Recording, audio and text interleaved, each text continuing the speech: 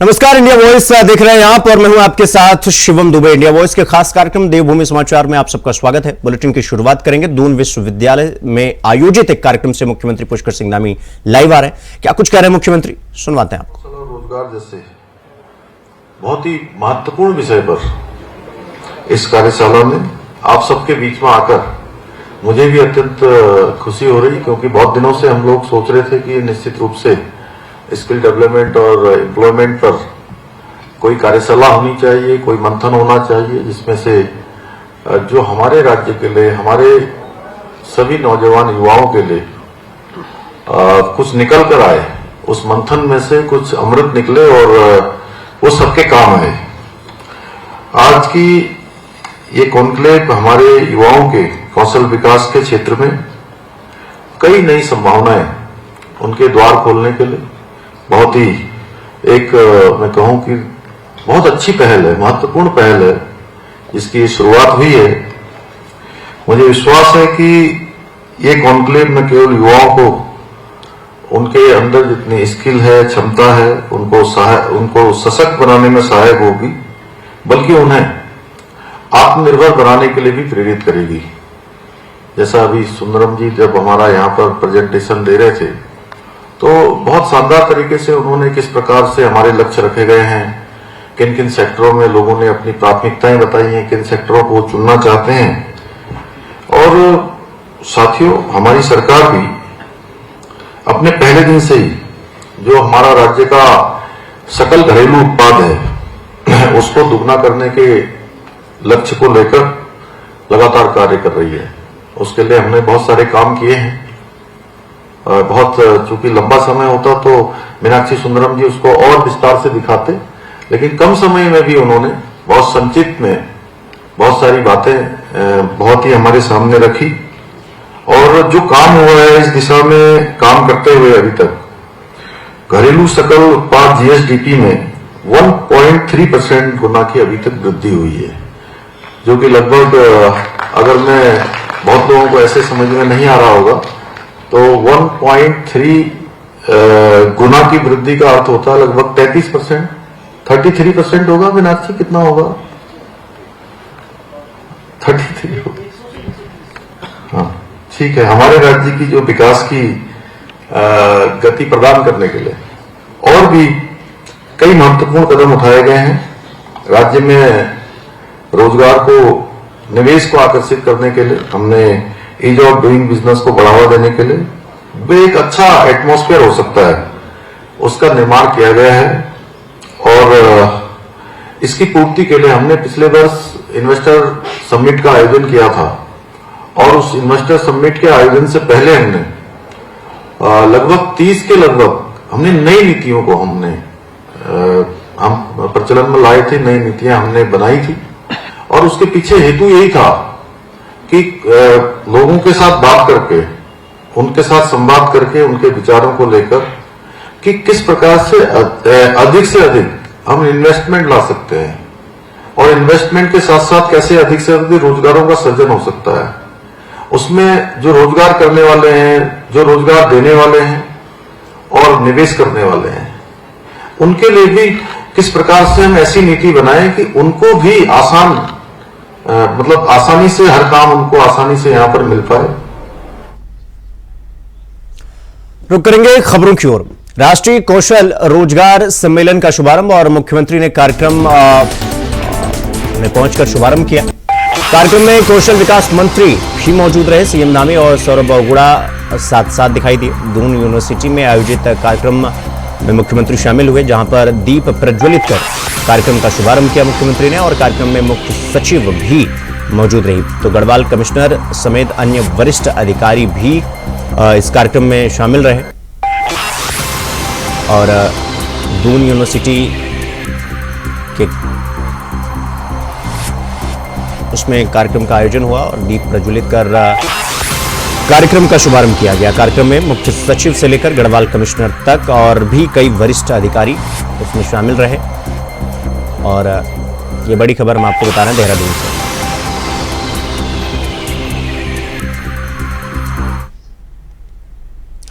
वहीं सोमवार को देर शाम अचानक से मुख्यमंत्री पुष्कर सिंह धामी प्रदेश की ग्रीष्मकालीन राजधानी गैरसैंण भराड़ीसैंण पहुंचे। आज सुबह उन्होंने भराड़ीसैंण में प्रातःकाल भ्रमण के दौरान विधानसभा भराड़ीसैंण में जिलाधिकारी चमोली सहित अन्य अधिकारियों से बद्रीनाथ धाम में मास्टर प्लान के तहत संचालित विकास कार्यों और इसकी यात्रा और जनपद चमोली से संबंधित अन्य विकास के साथ साथ जन कल्याण के कार्यों के विषय में जानकारी ली। अधिकारियों को कार्यों में तेजी लाने और गुणवत्तापूर्ण कार्य पर विशेष ध्यान देने के लिए मुख्यमंत्री ने निर्देश दिए। साथ ही 9 बजे स्थानीय सारकोट गांव पहुंचकर ग्रामीणों से मुख्यमंत्री ने मुलाकात की और उनकी समस्याओं को सुना और जाना। इसके बाद सीएम यानी पुष्कर सिंह धामी देहरादून के लिए रवाना हुए।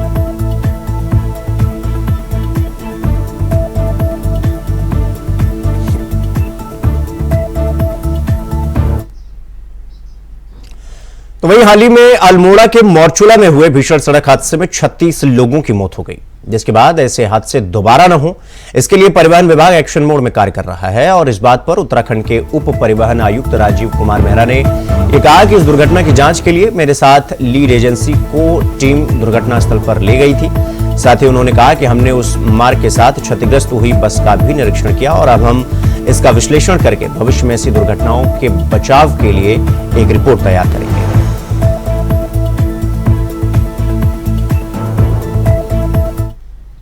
देखिए, जो मरचुला की जो दुर्घटना बड़े दुखद घटना है और इसमें 36 लोगों की जान इसमें गई है जो है, तो इसके लिए परिवहन विभाग की ओर से एक लीड एजेंसी वहां गई थी। उसमें मैं गया था और साथ में हमारे जो सहायक निर्देशक परिवहन है, सहायक निर्देशक आपके जो है लोक निर्माण विभाग के हैं और सहायक निर्देशक हमारे जो है पुलिस डिपार्टमेंट के हैं, वो सभी लोग वहां पर गए थे और हमने वहां पर घटनास्थल का निरीक्षण किया।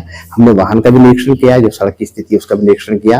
अब निरीक्षण करने के बाद हम सारे जो इसके डाटा है उसका सम्यक विश्लेषण कर रहे हैं और सम्यक विश्लेषण करने के बाद ही हमें जान पाएंगे कि दुर्घटना का वास्तविक कारण क्या है और भविष्य में इस प्रकार की दुर्घटनाएं ना हो उसके लिए हम क्या प्रयास कर सकते हैं, क्या सुरक्षात्मक उपाय कर सकते हैं। तो इस खबर पर हमारे साथ हमारे सहयोगी धनराज गर्ग हमारे साथ जुड़ गए हैं। धनराज, एक प्रसिद्ध जो है वाक्य है, कहते हैं कि सबक एक को और सीख हम सबको। तो ये जो मोरचुला में हादसा हुआ ये हमारे लिए एक सबक था, लेकिन हम इससे क्या सीखे और अब इस पर क्या कुछ पैरामीटर का ध्यान दिया जा रहा है और दोबारा ऐसी घटनाएं ना हो इसलिए क्या तैयारी की जा रही है, क्या कुछ जांच किए जा रहे हैं?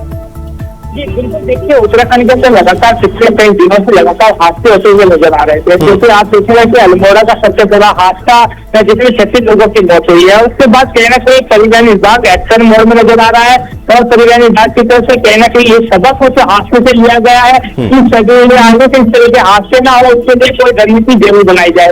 और लगातार देखिएगा कि उपायुक्त जो राजीव कुमार है उन्होंने साफ तौर पर कहा है कि कहीं ना कहीं इस तरह का निरीक्षण वहां पर किया गया है, पूरे हादसे की जांच भी की गई है और इसके साथ ही जो क्षतिग्रस्त बस हुई है उसका भी निरीक्षण किया जा रहा है कि आखिर किस कारण से हादसा हुआ है और आगे से इस तरह के हादसे ना हो उसके लिए लगातार चेकिंग अभियान हो या फिर कहा जाए कि इस तरह की जो गाड़ियां हैं, संगम गाड़ियां, वो सड़कों पर न चले उसके भी ध्यान रखा जाएगा और इसके लिए पूरी तैयारी जो है परिवहन विभाग की तरफ से की जा रही है और तमाम इस तरह के हादसों को रोकने के लिए जागरूकता अभियान हो या फिर कहा जाए कि जो चेकिंग अभियान है वो लगातार कहीं ना कहीं परिवहन विभाग की तरफ से चलाए जाएंगे।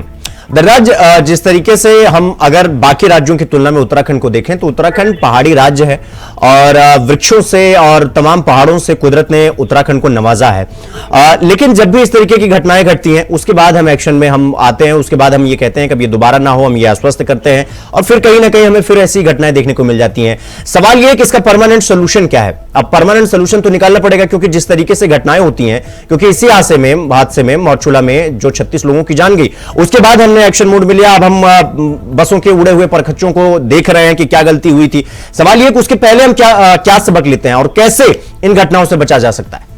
जी बिल्कुल, देखिए कहीं ना कहीं प्रशासन को इसको लेकर सख्त जरूर होना पड़ा और क्योंकि जिस तरीके से देखिए कि अब हादसे होने के बाद कहीं ना कहीं इसकी जांच की जा रही है। यदि पहले से ही इन सख्ती बरती जाती तो शायद ये हादसा ना होता, लेकिन इन हादसों से निपटने के लिए कहीं ना कहीं प्रशासन अब जागा है। वो कहा जाता है कि देर आए दुरुस्त आए, लेकिन कहीं ना कहीं परिवहन विभाग अब जागा है और इस तरह के हादसों पर रोक लगाने के लिए तमाम तरह की रणनीति तैयार कर रहा है और तमाम इस तरह के जो हादसे होते हैं उनको किस तरीके से रोका जाए उसको लेकर बैठक भी लगातार चल रही है। चाहे हम परिवहन विभाग की बात करें या प्रशासन की बात करें, तमाम कहीं ना कहीं बैठकें लेते हुए नजर आ रहे हैं। और वहीं यदि बात की जाए पुलिस प्रशासन की, तो पुलिस प्रशासन भी कहीं ना कहीं इसके बाद से लगातार सख्त है, लगातार चेकिंग अभियान सड़कों पर चल रहा है, देर रात तक चेकिंग अभियान चल रहा है।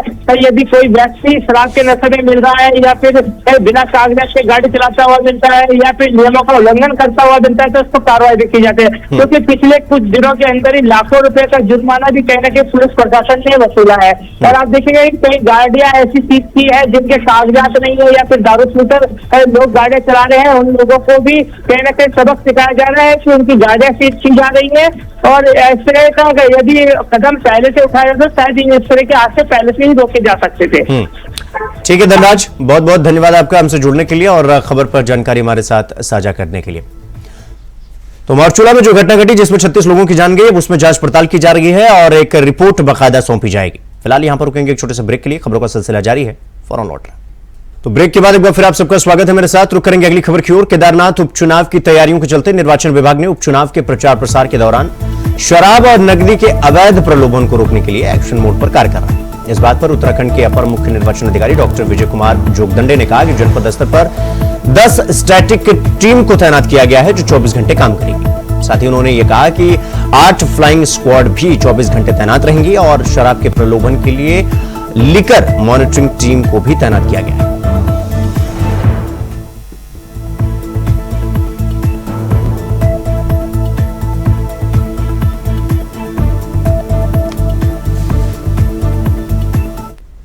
निर्वाचन प्रक्रिया के दौरान सही ढंग से निर्वाचन की कार्यवाही को संपन्न कराने के लिए जनपद स्तर पे 10 स्टैटिक सर्वेलांस टीम तैनात किया गया है जो 24 घंटे कार्य करेंगे। इसके अलावा फ्लाइंग स्क्वाड का संख्या भी 8 निर्धारित किया गया है, इनको भी 24 घंटे के लिए तैनात किया जाएगा। साथ में लिकर के सेल्स को देखने के लिए लिकर मॉनिटरिंग टीम भी तैनात किया जाएगा और जो अतिरिक्त व्यय खर्चे के लिए जो है निर्वाचन आयोग के द्वारा एक्सपेंडिचर ऑब्जर्वर भी जो है जनपद में तैनात किए गए हैं, जो भी सभी कार्यों का प्रभावी अनुश्रवण कर। तो प्रदेश के शहरी विकास मंत्री प्रेमचंद अग्रवाल ने विधानसभा देहरादून स्थित सभागार कक्ष में उधम सिंह नगर जिला विकास प्राधिकरण के अधिकारियों के साथ समीक्षा बैठक की। शहरी विकास मंत्री ने कहा कि उधम सिंह नगर के किच्छा में लगभग 9 करोड़ 63 लाख रुपए में बस अड्डे का निर्माण किया जा रहा है, जबकि खटीमा में लगभग 8 करोड़ 27 लाख रुपए में बस अड्डा लगभग पूर्ण होने की कगार पर पहुंच चुका है। काशीपुर में पंत पार्क का निर्माण भी लगभग पूर्ण हो चुका है। इसके साथ ही खटीमा में लगभग 25 लाख रुपए के दीनदयाल पार्क का निर्माण कार्य भी पूरा हो चुका है। खटीमा में लगभग 1 करोड़ रुपए से निर्मित कुष्ठ आश्रम का भी कार्य पूर्ण हो चुका है। आगे उन्होंने कहा कि रुद्रपुर में लगभग 51 करोड़ रुपए की लागत से बनने वाले ट्रांसपोर्ट नगर को विकसित किए जाने के लिए 46 एकड़ भूमि उपलब्ध कराई गई है, जिस पर कार्य योजना तैयार की जा रही है। प्रदेश भर में जो हमारे विकास प्राधिकरण है उनके लगातार मैं अलग अलग बैठकें ले रहा हूँ और जिस प्रकार से उधम सिंह नगर हमारा जिला विकास प्राधिकरण है, उन्होंने अभी तक क्या क्या किया, क्या हम जनता को सुविधाएं दे रहे हैं, क्या हमारे पास जो स्थापना के कार्य हैं वो पूरे हुए हैं। जो मुझे आज बैठक में स्पष्टता हुई, हमने किच्छा में एक बस अड्डा बनाने का काम किया जो लगभग अभी अंतिम चरण में है, जिसकी कॉस्ट 9 करोड़ 63 लाख है। खटीमा में बस अड्डे का निर्माण अभी चल ही रहा है, उसका जो अमाउंट अभी तक का है 8 करोड़ 27 लाख, यानी कि अमाउंट थोड़ा बढ़ भी सकती है। और इसके साथ साथ हमने काशीपुर में पंत पार्क बनाया, बहुत सुंदर, वो बन के तैयार हुआ। हमने खटीमा में दीनदयाल पार्क बनाया लगभग 25 लाख की लागत का, वो बन के तैयार हुआ। एक नया बिल्डिंग बनाई है जो कुष्ठ आश्रम, वो लगभग 1 करोड़ की लागत से, वो भी हमने बन के तैयार किया है। जो हमारे काम अभी चल रहे हैं, प्रधानमंत्री आवास योजना 1872, उसमें जो EWS के फ्लैट्स बनने थे वो भी काम चल रहा है और ये निर्देश दिया गया है कि 31 मार्च 2025 तक इसे कंप्लीट करना है। और हालांकि उसमें थोड़ा ये दिक्कत आ रही है कि वो बस मतलब वहाँ थोड़ा सा दूरी पे है, जनता को कैसे हम लोग उसका लाभ ले सकते हैं, हमारे उपभोक्ता उसमें पूरे लोग आए उसके लिए यदि कहीं लगता है तो उसका हम थोड़ा सा जनता को बताएं। तो करेंगे अगली खबर की ओर। देहरादून के वसंत विहार में ज्योतिष पीठ के शंकराचार्य स्वामी अविमुक्तेश्वरानंद सरस्वती ने प्रेस कॉन्फ्रेंस की और इस दौरान उन्होंने कहा कि उत्तराखंड में चारधाम के कपाट भले ही सर्दियों में बंद हो जाते हैं, लेकिन दूसरे स्थानों पर शीतकालीन पूजा जारी रहती है। ऐसे में श्रद्धालु शीतकाल में भी भगवान के दर्शन कर सकते हैं। इसके लिए सरकार को शीतकालीन चारधाम यात्रा शुरू करनी चाहिए। उन्होंने कहा कि ये हम पिछले साल से यात्रा अपने स्तर पर शुरू कर चुके हैं और इस बार भी 16 दिसंबर से शीतकालीन चारधाम यात्रा शुरू होगी। उन्होंने कहा कि जल्द ही प्रदेश में धार्मिक आस्था के 108 स्थान चिन्हित कर उनकी यात्रा भी शुरू की जाएगी। उन्होंने कहा कि जो लोग चारधाम यात्रा में सीमित लोगों को आने देने की बात कहते हैं वो गलत है। जितने ज्यादा से ज्यादा लोग यात्रा पर आएंगे उतना सनातन धर्म का प्रचार प्रसार होगा, राज्य के लोगों को भी इसका लाभ मिलेगा। पिछले बार से ही शुरू कर दी थी और इस बार भी पौष कृष्ण प्रतिपदा से 16 दिसंबर से हमारी शीतकालीन यात्रा शुरू हो जाएगी। उसका जो रूप है, पहले यमुनोत्री, फिर गंगोत्री, फिर केदार, फिर बद्री, तो मतलब उन्हीं का जो शीतकालीन स्थान है उन्हीं स्थानों में। मकसद ये है कि एक भ्रांति उत्पन्न हो गई है हिंदू समाज में, वो विशेष करके हो गई है वहां के लोगों की शब्दावली के कारण और मीडिया रिपोर्टों के कारण। आप लोग ये प्रचार करते हैं, पूरे देश में समाचार भेजते हैं कि पट बंद हो गए, तो लोग समझते हैं कि अब दर्शन नहीं होगा, पूजा नहीं हो रही है। तो ये भ्रांति है। केवल ग्रीष्मकालीन स्थान पर बंद हुआ है, शीतकालीन स्थान पर डोली आकर के वहां पूजा होती रहती है, वहां दर्शन होता रहता है, पुण्य वही मिलता रहता है। तो ये जो भ्रांति उत्पन्न हो गई है लोगों के मन में कि 6 महीने ही दर्शन पूजन होते हैं, बाकी नहीं होते हैं, उस मूल निवास भू कानून संघर्ष समिति 26 नवंबर से समिति के संयोजक मोहित डिमरी के नेतृत्व में दून में भूख हड़ताल करेगी। देहरादून के कचहरी स्थित शहीद स्मारक पर आयोजित बैठक में निर्णय लिया गया है। बैठक में कई प्रस्ताव पारित किए गए हैं। डिमरी ने बताया कि 24 नवंबर से भूख हड़ताल के समर्थन में विभिन्न सामाजिक और राजनीतिक दल शहीद स्मारक पर धरना भी देंगे। उन्होंने सरकार से भूमि कानून का ड्राफ्ट पहले सार्वजनिक करने की मांग की। उन्होंने कहा कि भूमि कानून की धारा 2 को हटाया जाए। आगे उन्होंने कहा कि पूरे उत्तराखंड में एक जैसा भू कानून लागू किया जाए। इसके अलावा नेताओं और अधिकारियों के खिलाफ भी जांच होनी चाहिए। प्रदेश भर में भूमि कानूनों के प्रावधानों के उल्लंघन के करीब 430 मामले अभी तक सामने आए हैं। इनकी संख्या भी और भी हो सकती है। हम सरकार से मांग कर रहे हैं, जिन लोगों ने भी अवैध तरीके से यहाँ पे जमीन खरीदी है उनके खिलाफ कठोर कानूनी कार्रवाई होनी चाहिए। इसके साथ ही साथ उन ब्यूरोक्रेट और नेताओं की जमीनों की भी जांच होनी चाहिए जिन्होंने अवैध तरीके से यहाँ पर संपत्तियाँ अर्जित की हैं। ऐसे बहुत सारे ब्यूरोक्रेट हैं, बहुत सारे नेता हैं जिनके पास उत्तराखंड की बेतहाशा जमीनें हैं, लेकिन उनकी अभी तक जांच नहीं हो पा रही है। तो हम सरकार से यही मांग कर रहे हैं कि पूरे मामलों की गंभीरतापूर्वक जांच की जाए और जिन लोगों ने भी, जिन अधिकारियों ने भी इन मामलों में संलिप्तता है, जिन लोगों की वजह से आज तो मंगलौर कोतवाली क्षेत्र में एक बारात के दौरान बाइक सवार बदमाशों ने दूल्हे के पिता का रुपयों से भरा बैग लेकर वहां से फरार हो गए। बदमाशों की करतूत सीसीटीवी कैमरे में कैद हो गई। बताया जा रहा है कि शादी समारोह के नजदीक दूल्हे का पिता पैदल जा रहा था और मौका देखते ही बदमाश गैंग पर बैग पर झपट्टा मारकर वहां से भाग गए। पीड़ित ने मामले की शिकायत पुलिस से की, लेकिन फिलहाल अभी तक पुलिस के हाथ खाली हैं। आपको बता दें कि एसपी देहात का कहना है कि मामले में जांच पड़ताल की जा रही है। अन्य जगहों की सीसीटीवी फुटेज भी खंगाले जा रहे हैं। शादी में एक व्यक्ति से एक बैग छीनने की घटना हुई है। इस संबंध में सीसीटीवी फुटेज का अवलोकन कल रात भी किया गया था, लेकिन कई दुकानें बंद हो जाने के कारण सीसीटीवी फुटेज का अवलोकन नहीं किया जा सका था।